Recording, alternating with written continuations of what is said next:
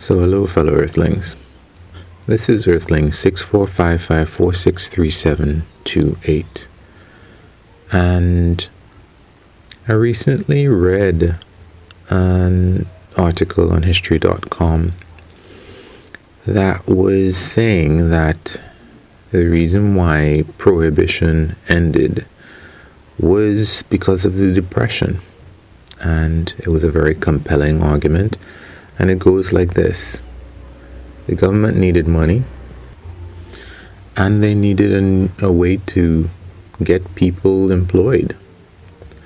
And the argument was simply that the taxes on alcohol, taxes on income, as a result of more people being employed, they would pay to help get the U.S. out of the Depression. And I imagine the world as well. Any place that didn't had any similar prohibitions on alcohol. And apparently it was close to 50% of the tax revenue of the US came in once prohibition was removed, once it was gone. That's a lot of money. They were saying that even income tax was less than the amount of money that the government pulled in as a result of prohibition. Now, to me, I don't know about anybody else, that's pretty horrible. Alcohol is, I have to look up the amount of deaths that are as a result of alcohol, for example, in the US. And I also have to look up what is the federal and maybe state income as a result of tobacco smoking in the US. Because 500,000, close to 500,000, 400 and something thousand people die every year in the US. And maybe 16 million around the world as a result of tobacco. And it's been in my head, I'm thinking, why is it, for a long time, why is it that the US will allow tobacco smoking and not allow other forms of drugs when it kills so many people? I had heard that it was as a result of the revenue that comes in from taxes, but I guess I never really held on to that as a real thing. I mean, yeah, I guess, but there's so many deaths, is what I thought. But given the amount of money that I have seen recently, yesterday, that alcohol taxes pulled in, I believe it. I believe that 500,000 lives are worth it. The loss of it is worth it to the U.S. government for however much money is brought in as a result of tobacco. Because there's the jobs, there's the corporate taxes, there are income taxes.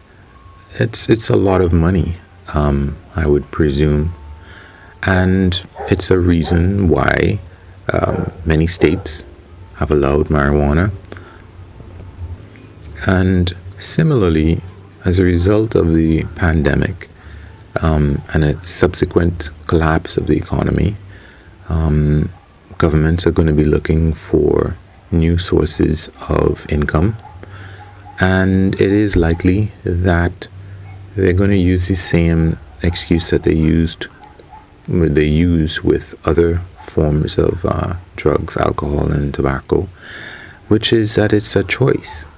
It's people's choice to take these things that are deleterious to their lives.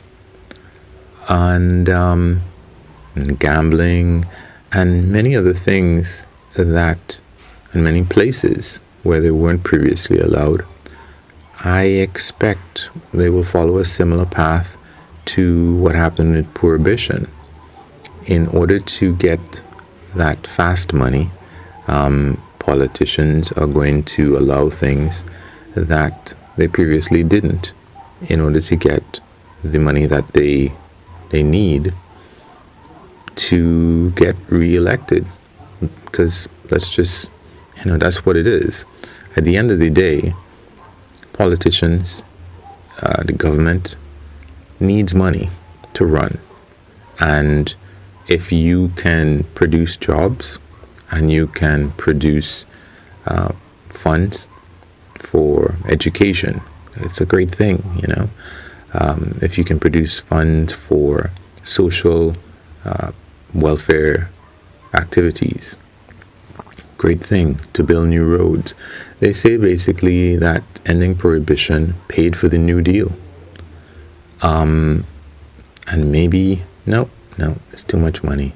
I was going to say that maybe it would have paid for us to stop using fossil fuels, but one study predicted that it would cost $50 trillion to change over to from fossil fuels to solar power, for example, and the world's GDP, combined GDP, is about $80 trillion.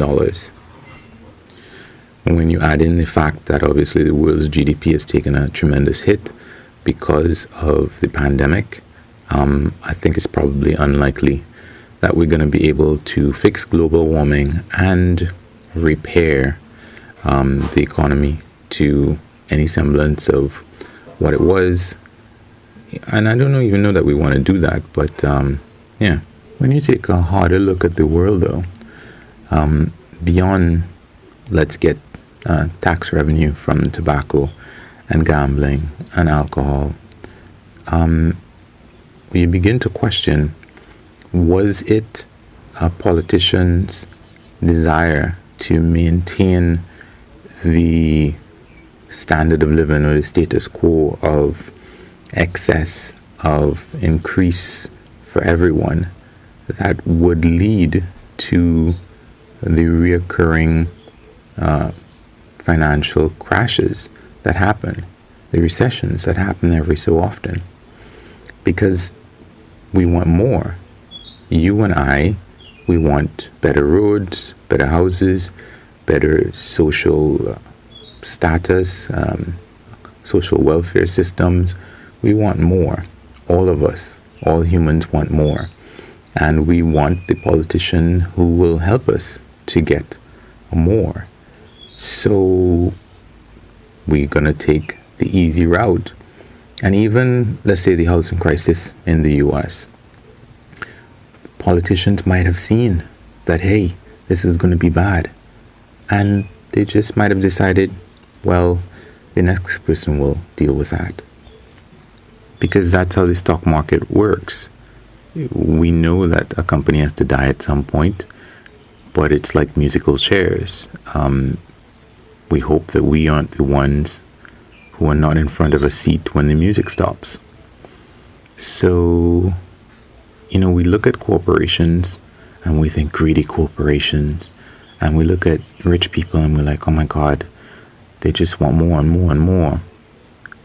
But you have to look at the government and the people that the government provides stuff for, which is everybody. All of us want more and more and more. And we are, to an extent, responsible for the continued excesses that are going to lead to a huge fall at some point. We are collectively responsible for people who are addicted to drugs. We are collectively responsible for the problems relating to gambling. We are responsible for all of these things that produce bad endings in the end, but they give us the money that we want to use to do things No. And, I've written stuff about corporations wanting to just grow and grow and grow, and not being mindful of the fact that, hey, you're part of a society, you're part of a civilization. If you grow beyond a sustainable level to the point where you're detrimental to that society or civilization, you're like a tumor, you're a cancer. Unfortunately, that includes the government that allows industries that pay substantial revenues to fund things that we want. And it's so sad. I was listening to Chamath Palihapitiya, and I'm glad I can remember his name. He was saying, get the money. Because if you don't get the money, somebody else will. And they're going to make the kind of world that they want to make. So he was part of Facebook. He will decry Facebook as, being horrible for the minds of kids and everyone, in terms of giving us that immediate dopamine hit from doing things that are not good for us. But at the same time, he's glad that he has the money, and he's encouraging other people to get the money from these deleterious things and then reinvest it into good things. That isn't going to make sense. So you're going to wreck the world so that you can save it later. Well, if you wreck it, you're not going to have anything to save. Or there's this snake or dragon from mythology that's eating its own tail. That seems to be all of society.